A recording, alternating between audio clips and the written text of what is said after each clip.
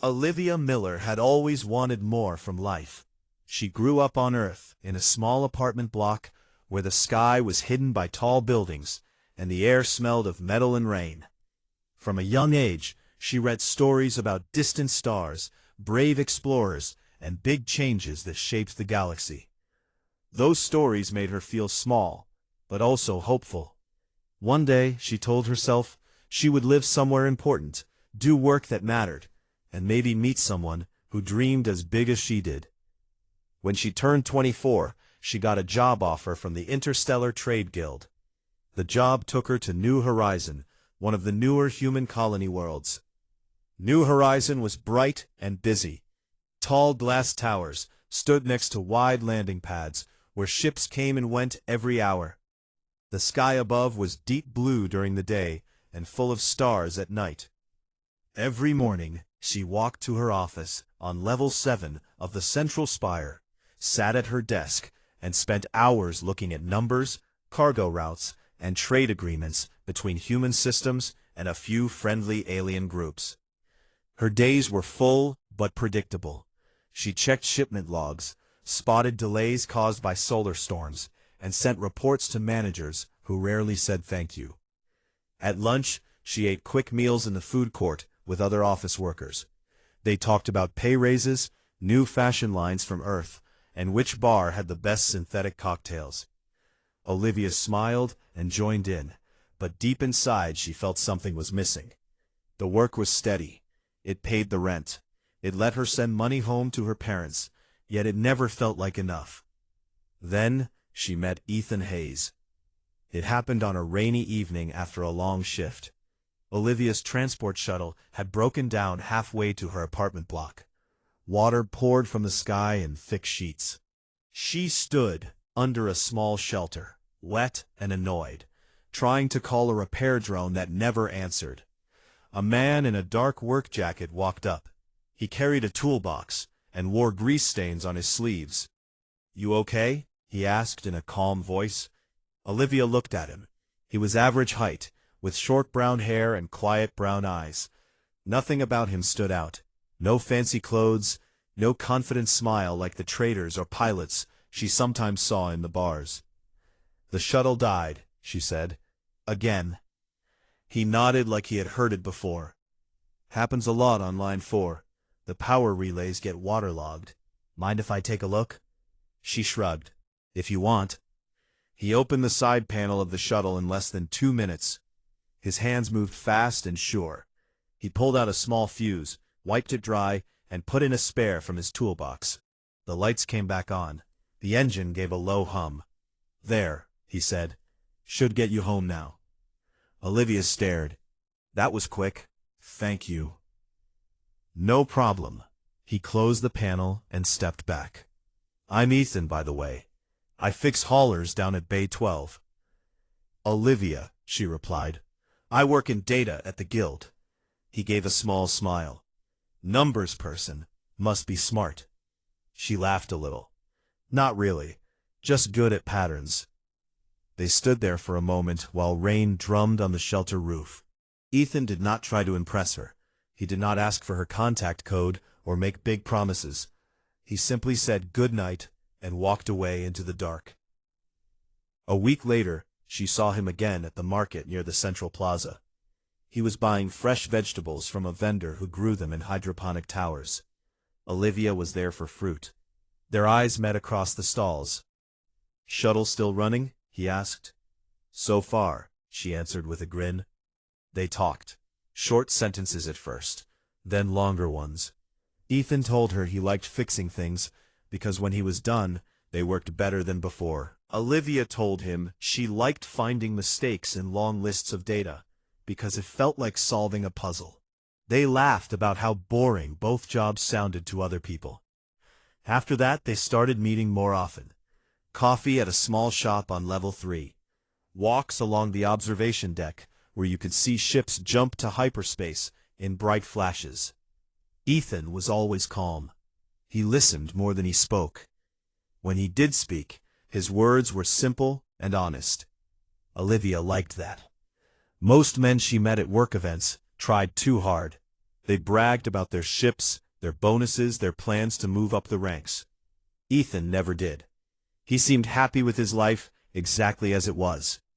6 months later, he asked her to marry him. It was not dramatic. No big speech under the stars. They were sitting on a bench in the park dome, eating sandwiches. The fake sun was setting behind fake hills.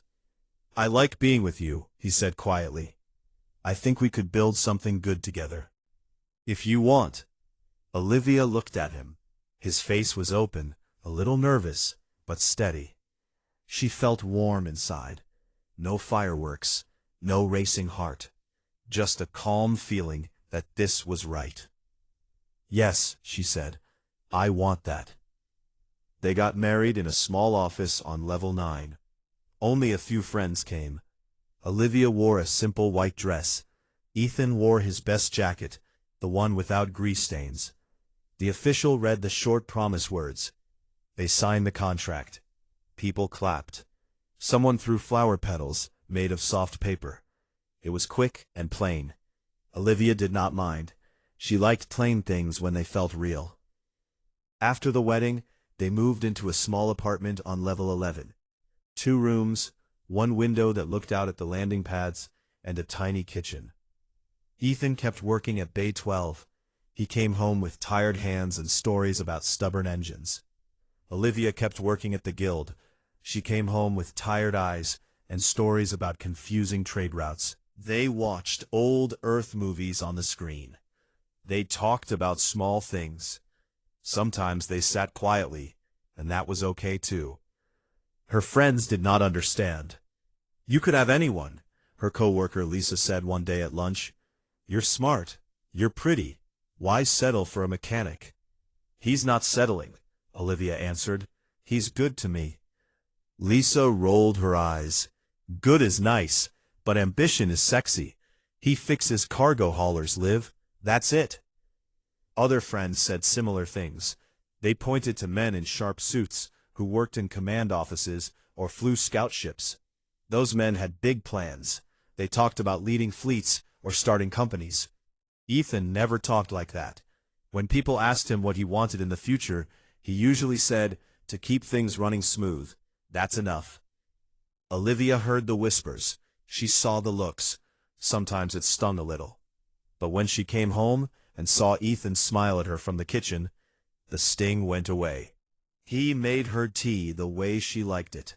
He listened when she was upset about work. He held her hand when they walked. That mattered more than titles or big dreams. Life went on quietly. The colony grew.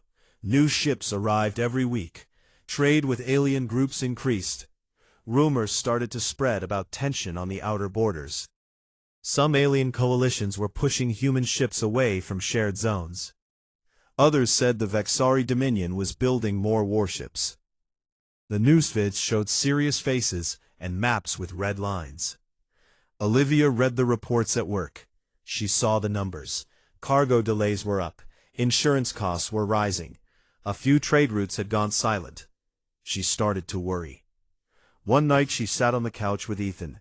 The screen showed a news anchor talking about possible conflict. "You think it will get bad?" she asked. Ethan looked at the screen for a long time.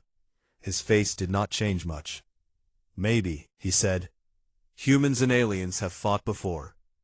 Probably will again." He did not sound scared. He did not sound excited.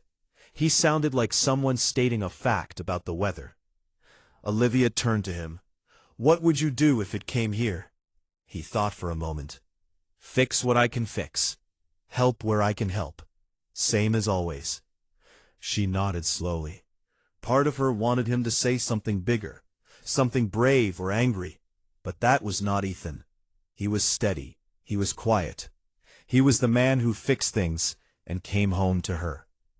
Outside the window, a cargo hauler landed with a soft roar. Lights flashed across the pads. The stars stayed bright and far away. Olivia rested her head on Ethan's shoulder.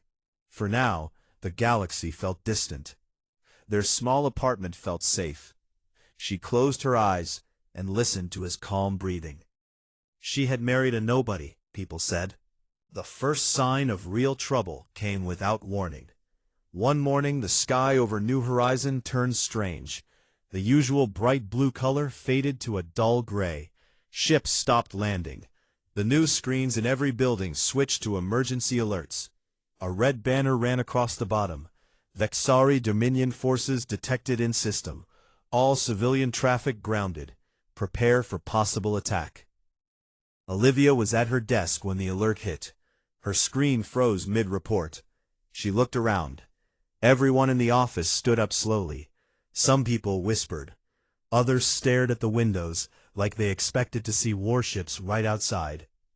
She tried to call Ethan. No signal. The colony comms were jammed. Her heart started to beat fast. She grabbed her bag and ran for the elevator. The building shook once, soft at first, then harder.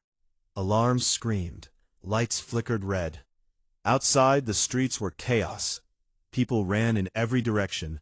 Cars and transports blocked the roads. Drones flew low, broadcasting evacuation orders. Olivia pushed through the crowd toward Bay 12. Ethan would be there. He always was during shift hours. The ground shook again, this time louder. A deep boom rolled across the city like thunder that would not stop. Olivia looked up.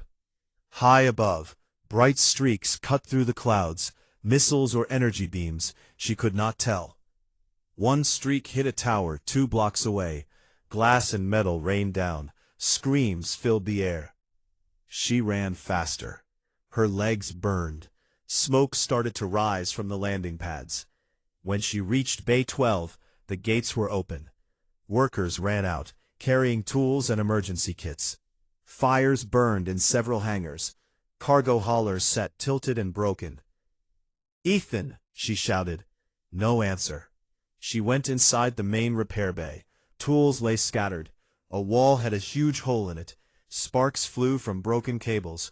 She stepped over debris, calling his name again and again. Ethan was under a fallen beam, trying to lift it off a coworker pinned beneath.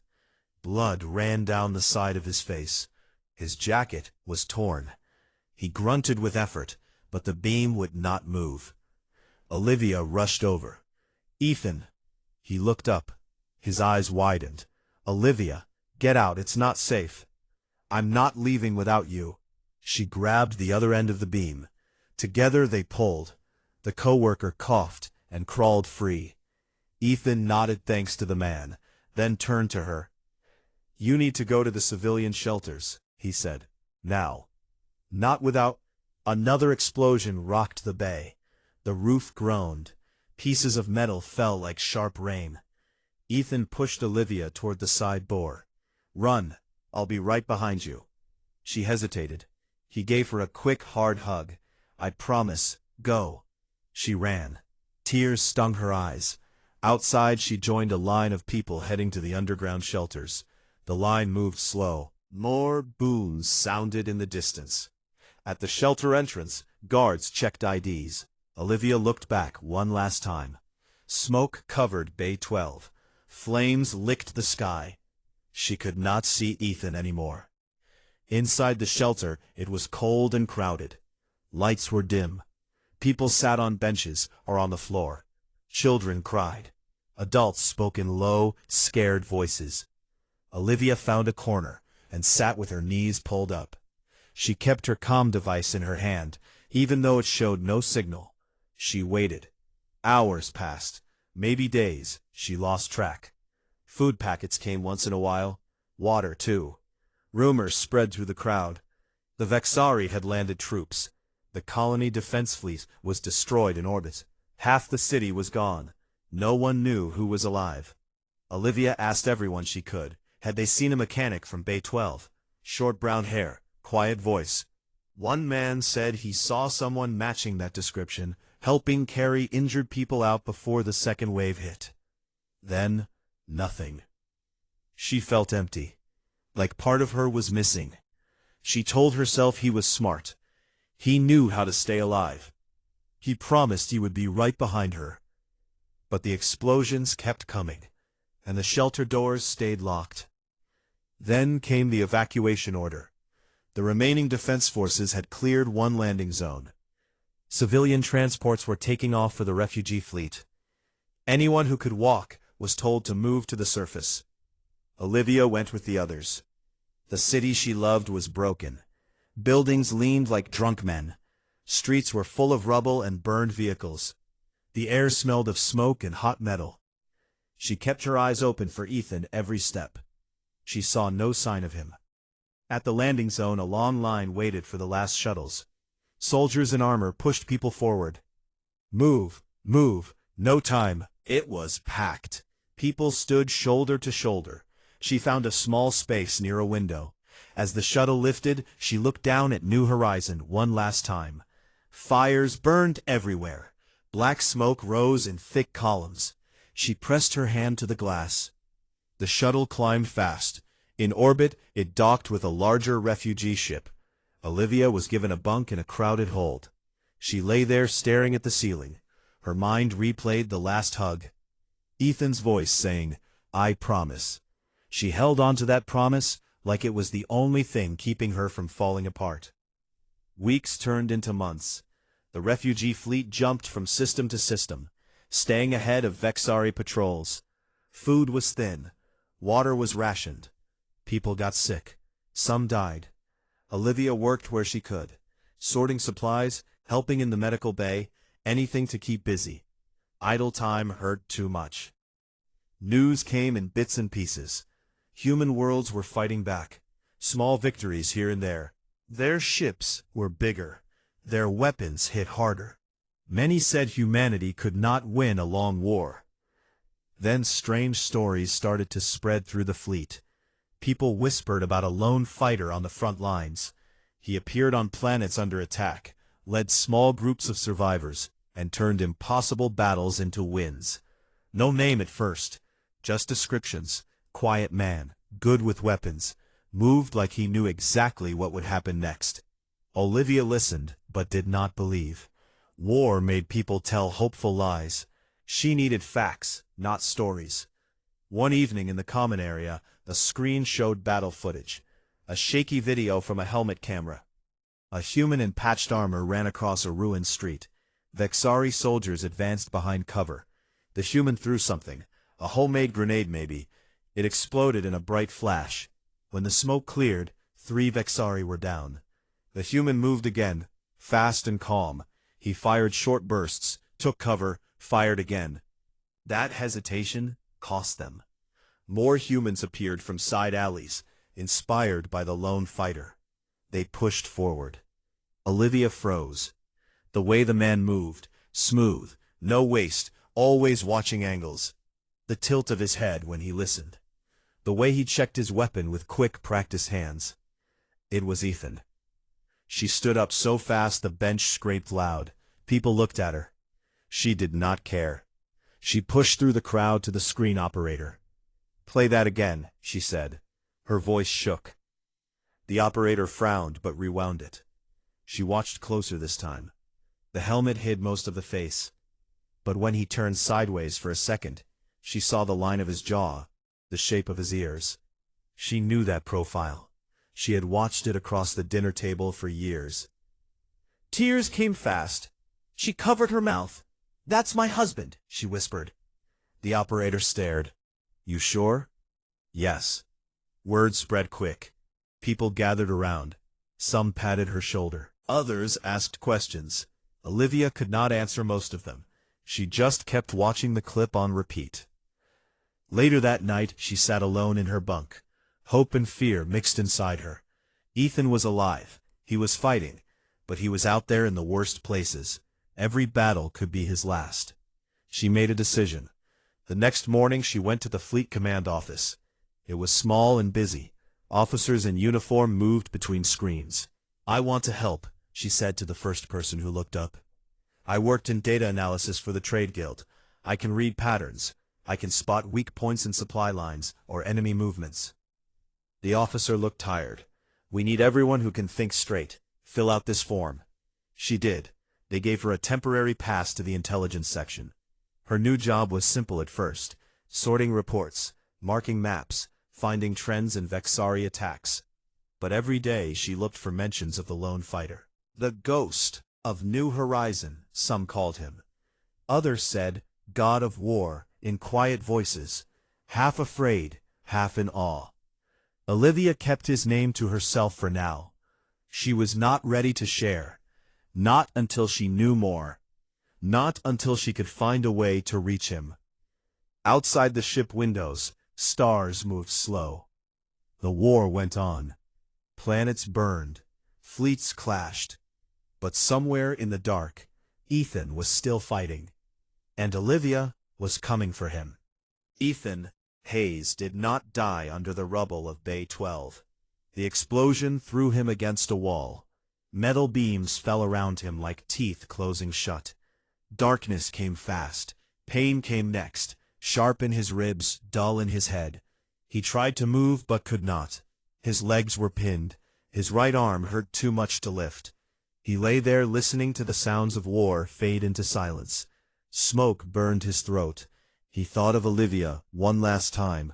Then he passed out. When he woke, the sky was dark red. Fires still burned in the distance. The air smelled of burned fuel and wet dirt. He was alone. The beam that pinned him had shifted during another blast. Just enough for him to pull flee. Every breath hurt. Every move hurt more. But he moved anyway. Slow, careful. He crawled over broken concrete until he reached open ground. He found a small medical kit in the ruins of a supply tent. Bandages, pain shots, a few stim packs. He cleaned the cut on his head. The pain dulled enough to stand. He looked around. New Horizon was gone. The city he knew was ash and twisted steel. Bodies lay in the streets. Some moved.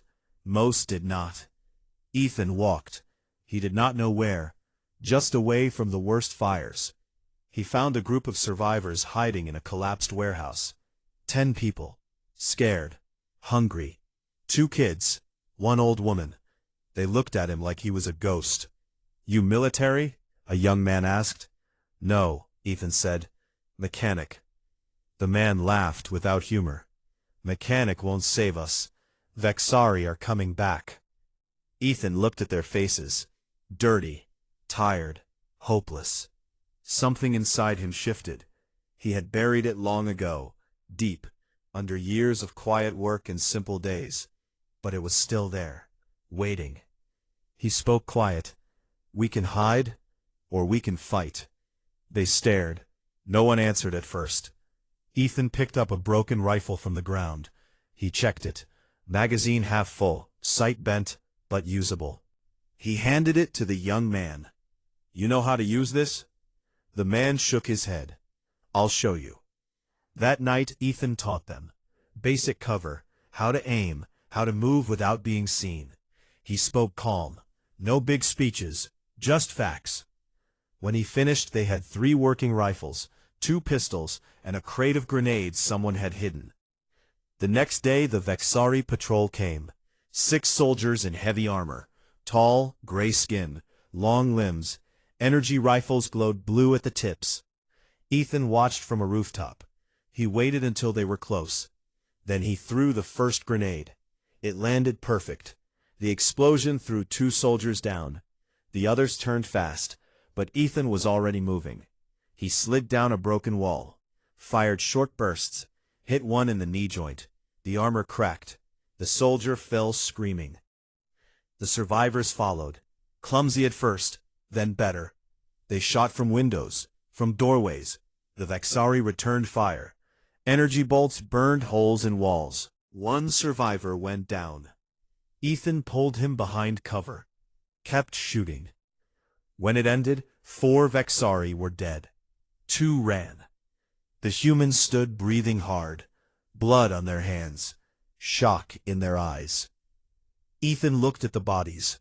We take their weapons, their comms, anything useful. They did. No one argued. That was the start. Ethan did not plan to become anything. He just kept moving, from one ruined town to the next. He found more survivors, taught them the same way. Small groups, hit and run. Never stay in one place. Use the land, Use surprise. The Vexari were strong in open battle, but they were slow to adapt. They expected humans to fight like soldiers in lines. Ethan fought like a mechanic fixing a problem, one piece at a time. Months passed. The stories grew. People in hiding spoke of a man who came out of nowhere. No uniform, no rank, just a quiet voice and deadly aim. They called him the Ghost of New Horizon. Some said he was dead and came back angry. Others said he was just a man who lost everything. Ethan heard the names. He did not like them. He did not correct them either. He kept his head down, kept his people alive. One night he sat by a small fire in a cave. A woman named Maria handed him water. She had joined 2 months earlier, lost her family in the first attack. "Why do you do it?" she asked. Ethan stared into the flames. "Because someone has to." That's not an answer. He was quiet for a long time. Then he spoke softer than usual. "I thought she was gone. My wife. I thought the war took her. If I stopped fighting now, what was the point of any of it?" Maria looked at him. "You think she's alive?" "I don't know. But if she is, I want a world left for her to come back to." He never said more than that. But the words stayed with the group. They fought harder after that night. They sent bigger patrols. Drones, hunters. Ethan changed tactics. He used traps, fake signals to draw them in. Explosives made from scavenged fuel cells. He learned their patterns, how they swept areas, how they communicated. He turned their strength against them. One battle changed everything. A Vexari supply convoy moved through a narrow canyon. 20 vehicles, heavy guards. Ethan watched from high ground. He had 30 fighters now. Not many, but enough. He waited until the convoy was deep in the pass. Then he gave the signal. Rocks rolled from above. Boulders crashed down, blocked the front, blocked the back. The convoy stopped. Vexari soldiers jumped out, looked up. Ethan's people opened fire from both sides, short controlled bursts. No waste. The Vexari tried to form ranks. Too late. Grenades fell among them. Armor cracked. Soldiers fell. The ones who ran hit trip mines. More died. When it ended, the canyon was quiet. Smoke rose from burned vehicles. Ethan walked down, checked bodies, took what they could use. His people cheered. He did not smile. That convoy carried important data cores. Ethan cracked one open later. Inside were battle plans, coordinates, timetables. The Vexari planned to hit the refugee fleet next, the one Olivia was on. He stared at the screen for a long time. His hands shook, not from fear, from something else. He turned to his group. "We have to stop this. All of it." They nodded. No questions. Word of the canyon fight spread fast. Human resistance groups heard it. Some sent runners. Others sent messages on hidden channels. They asked for help. Ethan gave it when he could. He never led big armies. He stayed small, fast, hard to catch. The Vexari gave him a name, too. In their language it meant, "Death that walks quiet." Humans translated it simpler, "God of War." Ethan hated the name, but it worked.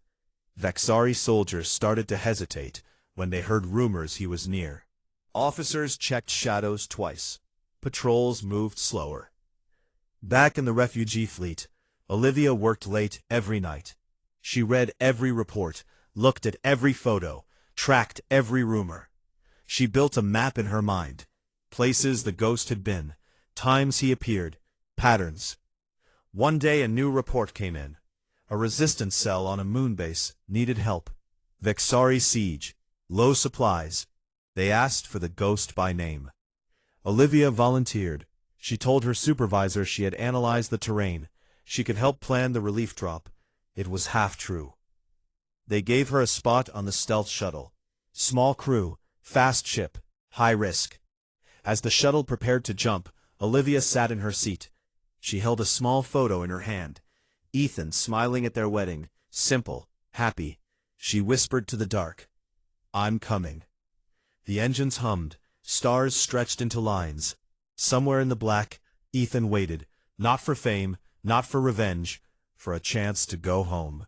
The stealth shuttle slipped through the asteroid belt like a shadow between rocks.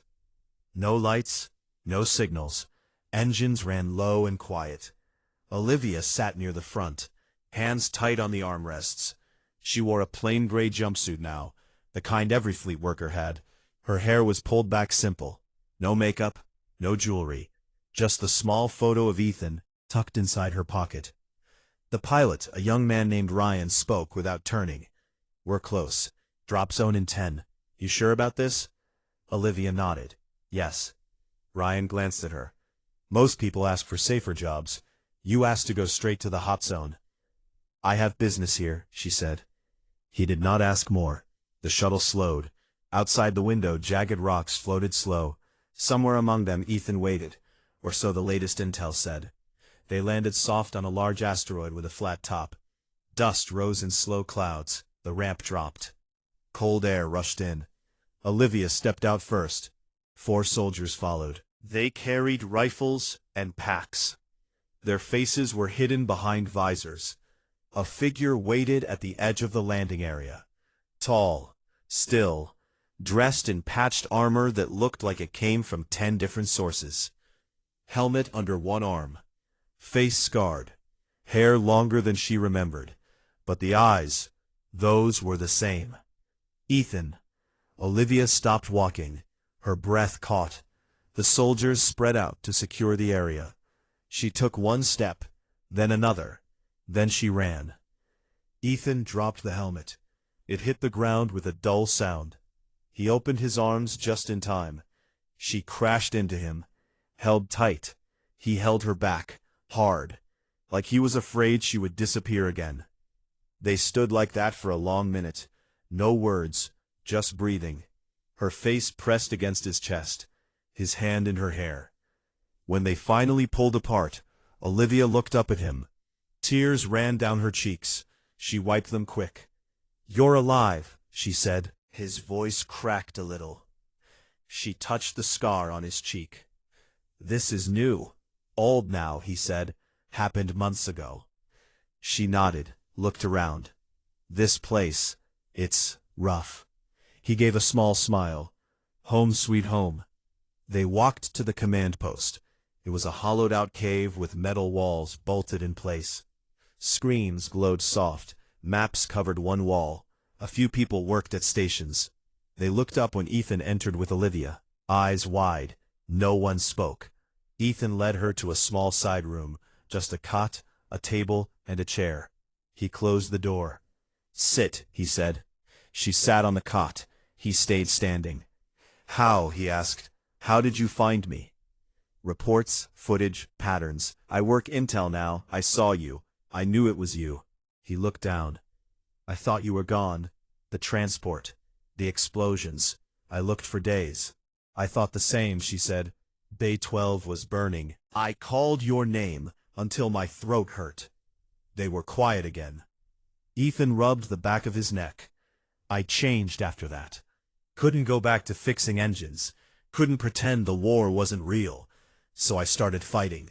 Small at first, then bigger. Olivia watched him. They call you the god of war. He laughed once. Short, bitter, stupid name. I'm just trying to keep people alive. You're more than that now, she said. You turned hopeless fights into wins. Entire fleets talk about you. I don't want fleets, he said. I want this to end. I want to go home, with you. She stood up, walked to him, took his hands. They were rough, calloused, cut in places. Then let's end it, she said. He looked at her for a long time, then nodded. They went back to the main room. Ethan called his people together. 12 fighters, tired faces, hard eyes. Olivia stood beside him. This is Olivia, he said simple. She's from Fleet Intel. She has new data. Olivia stepped forward. She unrolled a small hollow map on the table. Red dots glowed. Blue lines connected them. "The Vexari have a command ship here," she said, pointing. "Big, heavily guarded. It's coordinating the next push on the refugee fleet. If we take it out, their chain of command breaks. They lose coordination for weeks, maybe months." One fighter, a woman with short hair, crossed her arms. "We tried that before. Lost half a squad. Ship has too many shields, too many guns." Olivia nodded. "I know. But I have the latest scans. Their shield generators are linked to a central core. Hit the core from inside. The shields drop for 30 seconds. Enough time for our ships to move in." Ethan studied the map. "How do we get inside?" "Small team," Olivia said. "Boarding pod. Quiet approach. We go in through a maintenance hatch. Plant charges. Get out. Then the fleet hits." "I'm coming," she said. No room for argument in her voice. He opened his mouth, closed it, looked at the others. They waited. Finally he said, "We do it. Tonight." Preparations moved fast. They loaded weapons, checked suits, tested charges. Olivia learned the boarding drill from Ethan's second, a man named Cole. How to move in zero gravity, how to cut through hull plating, how to stay quiet. Ethan watched her the whole time, worry in his eyes, but he did not stop her. When the time came, they loaded into 2 small pods. Tight, dark. Olivia sat next to Ethan. Their shoulders touched. The pod launched. It tumbled slow through the asteroids. No engines, just momentum. Silent. They waited. Then a soft bump. Magnetic clamps locked. Cutting tools hummed. A hole opened in the hull. They floated inside. The command ship was huge. Cold corridors, blue lights. Vexari crew moved in pairs. Tall, silent. Hand signals. Slow steps. They reached the maintenance level. Down a narrow shaft. Into a dark room, full of humming machines. The core was there. Big cylinder, glowing. Cables everywhere. Olivia and Cole planted the charges. Ethan watched the door. A Vexari patrol appeared sudden. 2 soldiers. They saw the humans. Shooting started. Energy bolts lit the room. Ethan fired back. Hit one. The other ducked. Called for help. "Go!" Ethan shouted. Olivia set the timer. 30 seconds. They ran. Alarms screamed. Red lights flashed. More Vexari came. Ethan covered the rear. He took a hit to the shoulder. Armor cracked. He kept moving. They reached the pod. Piled in. Door sealed. Launched. Behind them the command ship shook. A bright flash. Shields dropped. Outside the fleet waited. Human ships jumped in. Fired everything. The command ship broke apart slow. Pieces drifted into the black. Breathing hard. Blood on his armor. Olivia knelt beside him. Pressed a patch to the wound. "You okay?" she asked. He nodded. "Yeah. You?" "Yeah." They looked at each other, smiled small. The pod docked with a friendly ship. Medics rushed in. Took Ethan. Olivia followed. Later, in the medical bay, they lay side by side on cots. Bandages. Quiet. Olivia took his hand. "You did it," she said. "We did it," he answered. The war was not over, but it had turned. Humans pushed back. Vexari lines broke. Peace talks started in whispers. Ethan looked at the ceiling. "I never wanted to be this. The God thing. Any of it." "I know," she said. "But I would do it again," he said. "For you." She squeezed his hand. "And I would find you again. Every time." Outside the ship, stars moved slow. The galaxy kept turning. But for the first time in years, Ethan felt something close to peace. He was going home. With her. The command ship broke apart in silence. Pieces floated away like dead leaves in space. Bright flashes faded. Human ships pulled back slow. No cheers came over the comms. Everyone was too tired for that. The Vexari fleet stopped firing. Their lines cracked. For the first time in years, the war felt like it might end. Ethan stayed in the medical bay for 3 days. The wound in his shoulder was deep, but clean. Medics stitched it, gave him shots for infection. Olivia never left his side. She slept in the chair next to his cot, brought him water, held his hand when the pain came back strong. On the 4th day, he sat up. The doctor said he could walk short distances. Ethan looked at Olivia. "Time to go," he said. She nodded. "Where?" "Anywhere quiet." They asked for transport. A small civilian courier ship heading to a rebuilt colony world called Green Haven. Far from the front. Small farms. Fresh air. No big towers. No landing pads full of warships. Just green fields and slow rivers. The captain did not ask questions. He saw Ethan's scars, Olivia's tired eyes. He gave them a cabin in the back and said nothing more. The trip took 2 weeks. They spent most of it in the cabin, talking little, holding each other a lot. Sometimes Ethan stared out the small window at passing stars. Sometimes Olivia read old books on a tablet. They ate simple meals together. Soup, bread, fruit from the ship's stores. One night, Ethan spoke soft. "I keep thinking about the canyon fight, the people I lost, the ones I saved. It never feels even." Olivia touched his arm. "You did what you could, more than most."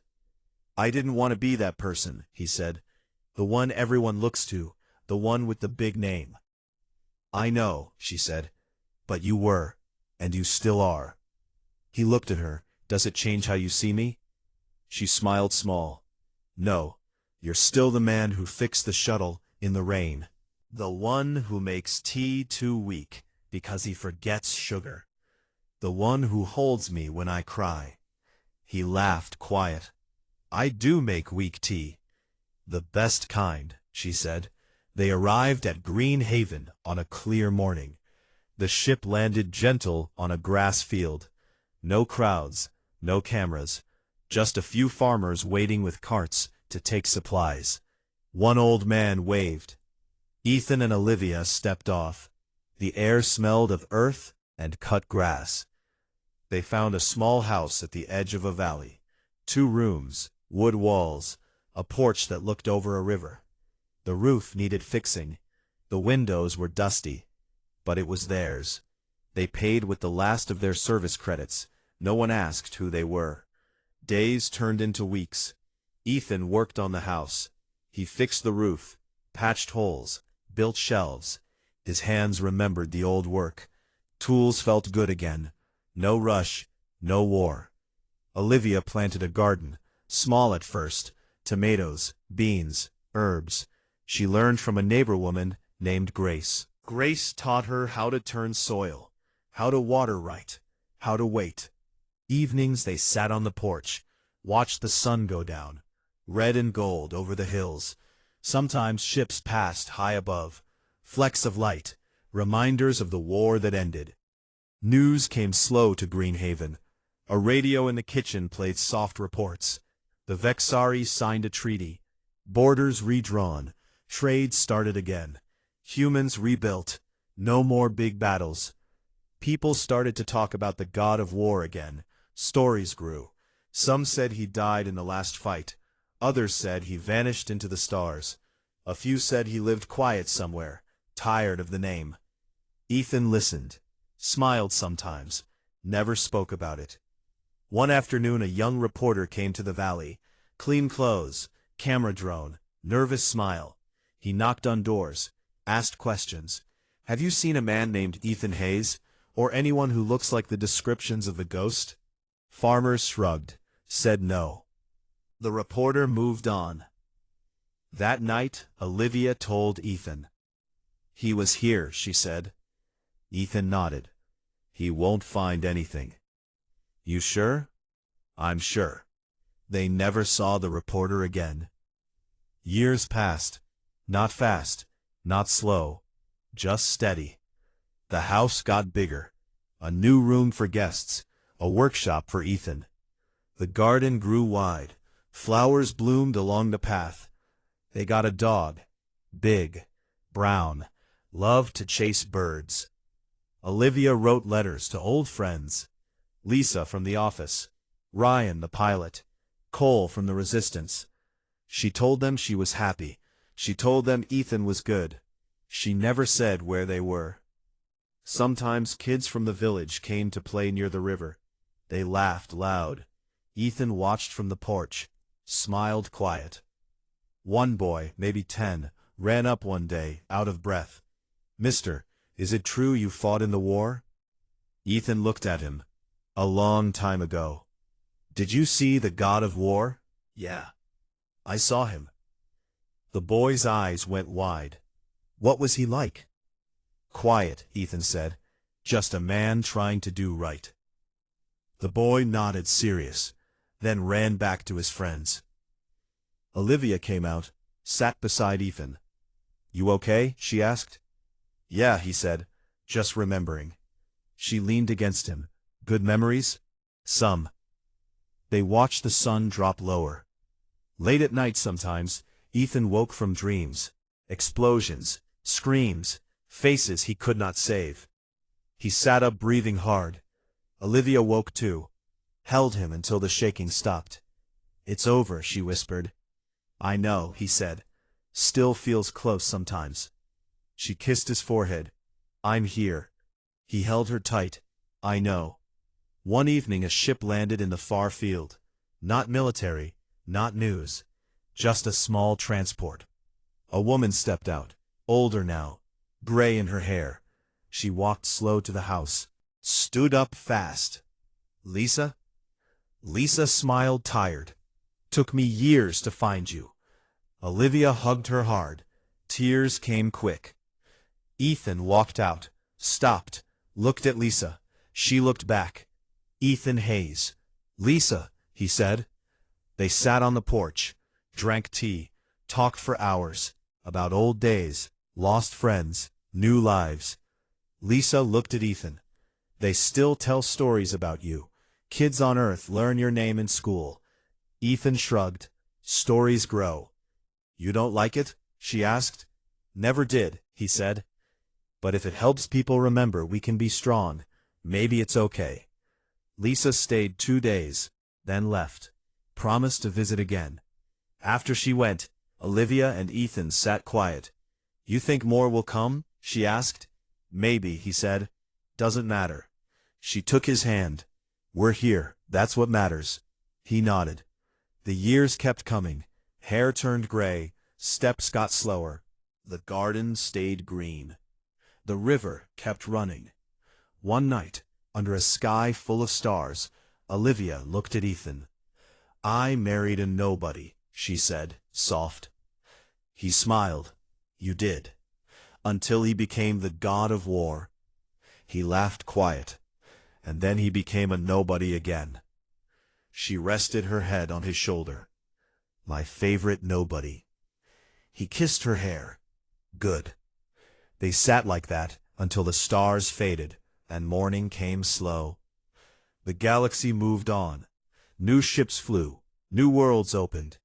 But on Greenhaven, 2 people lived simple, happy, together. And somewhere in stories and songs, a legend lived on. A man who rose from nothing, fought for everything, then chose quiet over glory. Because the only title he ever wanted was husband, and the only home he ever needed was with her.